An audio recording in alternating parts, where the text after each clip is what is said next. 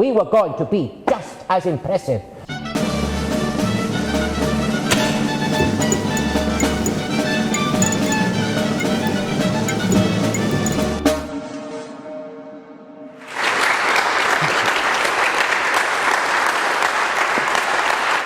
I have been a lifelong admirer of nature.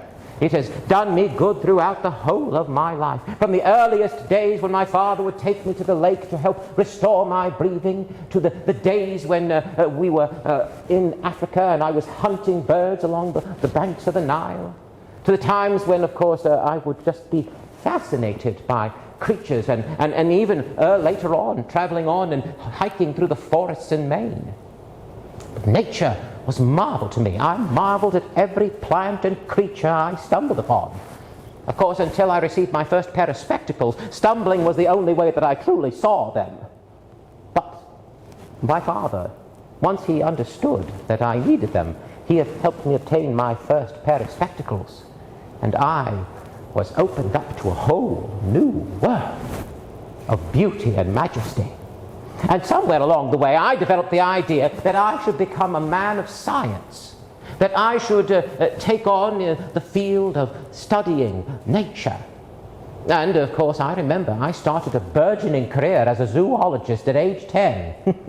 I can remember the very day it happened, actually. I was being sent outside towards a market on Broadway. I would be sent there sometimes before breakfast, and there, laid out in the window of that market, on a slab of wood, was a dead seal.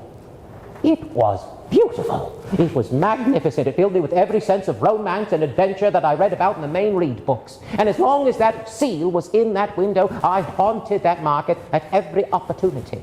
I asked questions of the storekeepers. I took little notes in my notebooks. I even attempted to measure it most scientifically, even though I did not have a cloth measuring tape, and I attempted to measure the girth of a seal with a folding wooden pocket rule, which was no small task in itself.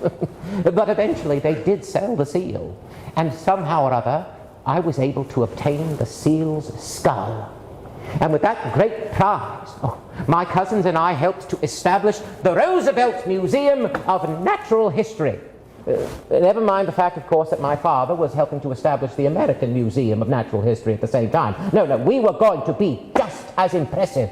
We had a fine collection of birds and turtles and field mice and squirrels, and unlike my father's museum, some of our specimens were still alive. Of course, that was not always to the liking of the housekeeping staff.